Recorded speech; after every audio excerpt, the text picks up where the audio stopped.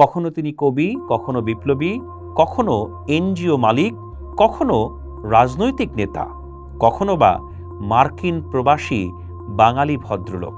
একই অঙ্গে এত রূপ, এত বৈচিত্র্যের মধ্যে কোন বিন্দুটিতে আমরা একটা সামগ্রিক ঐক্য খুঁজে পাব? আমার তো শঙ্কা হয় ইতিমধ্যে তিনি একটি বিভ্রান্তি সৃষ্টি করবার কারখানা খুলে বসেছেন। রাজনৈতিক পরিমণ্ডলে অত্যন্ত আলোচিত একটি নাম, চিন্তক ভাবুক জনাব ফরহাদ মজহার। তার প্রতি আমার ব্যক্তিগত মুগ্ধতা রয়েছে।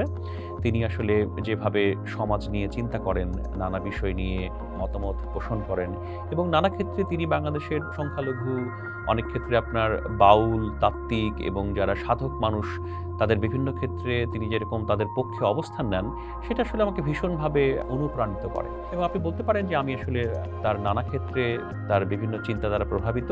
তবে একটা বিষয় আমাকে একটু বিভ্রান্ত করে যে রাজনৈতিক ঘটনা প্রবাহ এবং রাজনৈতিক ধারাবাহিকতায় তার কিছু বক্তব্য আমি আসলে ঠিক বুঝে উঠতে পারি না। অর্থাৎ আসলে তিনি কি চাচ্ছেন, কি করতে চাচ্ছেন, এগুলো নানা বিষয়ে আমি আসলে তার মধ্যে অনেক সময় ধারাবাহিকতা খুঁজে পাই না। বলতে পারেন অনেক ক্ষেত্রে বিভ্রান্তও হই।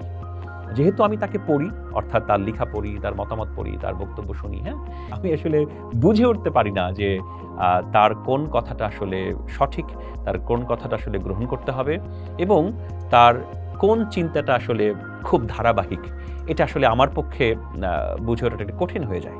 তাকে নিয়ে লেখা বা তাকে নিয়ে অন্যরা কি ভাবছেন, অন্যরা কি করছেন, সেটাও আমি একটু আসলে দেখার বোঝার চেষ্টা করি। তো একটা লেখা আপনারা জানেন, আমি বিভিন্ন লেখায় জনাব আহমদ ছফার নানা ধরনের রেফারেন্স ব্যবহার করি বা তার লেখা পড়ি এবং আমি স্বীকার করতে আমার কোনো ধরনের সমস্যা নেই যে আমি আহমদ ছফার চিন্তা দ্বারা প্রভাবিত।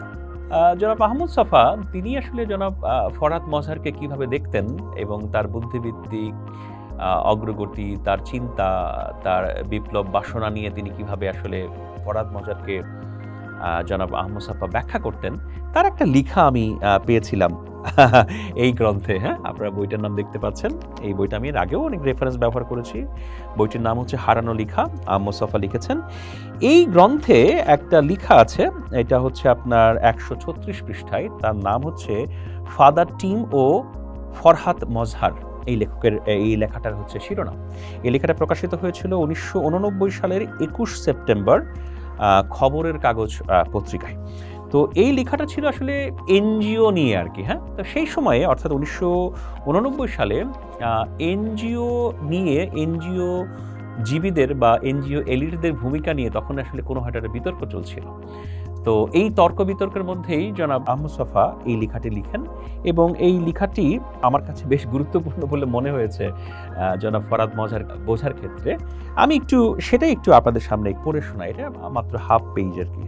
সেটা হয়তো অনেক কিছু বুঝতে হয়তো অনেকের সুবিধা হতে পারে। তো এই লেখায় জনাব আহমদ ছফা জনাব ফরহাদ মজহার সম্পর্কে যা বলেছেন, আমি একটু দুটো প্যারায় ছোট্ট করে আপনাদের একটু পড়ে শোনাই। ফরহাদ মজহার সাহেব বুদ্ধিমান মানুষ। তার বাকচাতুরী এবং নানা গুণ ও পারঙ্গমতার বিষয়ে আমরা বিলক্ষণ অবগত আছি।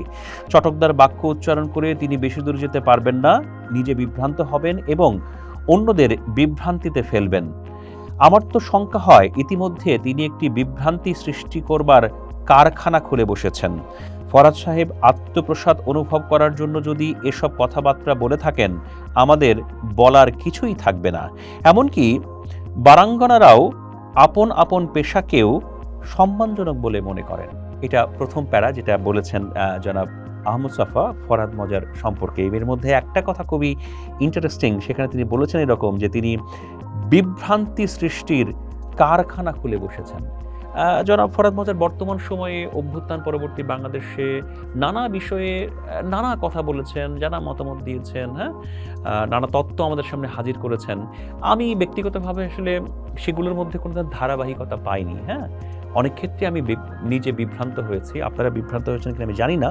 আমি একটু পরের অংশ পড়ে শোনাই জনাব ফরহাদ মজহার সম্পর্কে জনাব আহমদ ছফা কি বলে গেছেন। ফরহাদ সাহেব নানা সময় নানা কথা বলে থাকেন এবং নানান কাজ করে থাকেন। অনেক সময় তার কাজকর্মের মধ্যে সঙ্গতি খোঁজার চেষ্টা করলে চেষ্টায় সার হয়, কোনো ফল মেলে না। কখনো তিনি কবি, কখনো বিপ্লবী, কখনো এনজিও মালিক, কখনো রাজনৈতিক নেতা, কখনো বা মার্কিন প্রবাসী বাঙালি ভদ্রলোক। এই এতগুলো পরিচয়ের মধ্যে কোন পরিচয়ে তাকে আমরা চিনে নেব? একই অঙ্গে এত রূপ, এত বৈচিত্র্যের মধ্যে কোন বিন্দুটিতে আমরা একটা সামগ্রিক ঐক্য খুঁজে পাব?